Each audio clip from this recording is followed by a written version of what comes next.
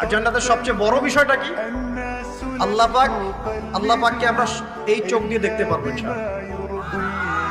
আর তার সমকক্ষ একটা বিষয় হচ্ছে আল্লাহ পাক বলে দিবেন যে আমি তোমাদের সবার উপর সন্তুষ্ট হয়ে গেলাম, যাও কোনোদিন অসন্তুষ্ট হও।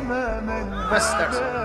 এখন আপনি যত কিছুই করেন এই বস্তুবাদী জীবনে, মনে একটা ভয় থেকে যাবে।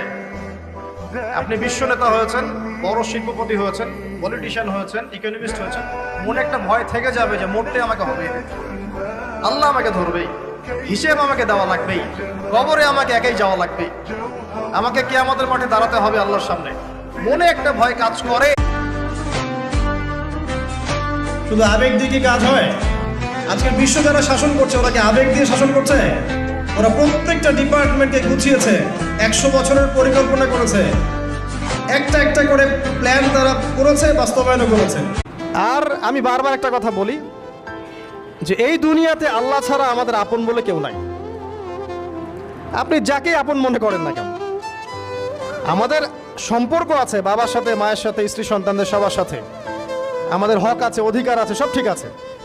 বিশ্বাস করেন আল্লাহ ছাড়া আপন বলে আপনার কেউ নাই।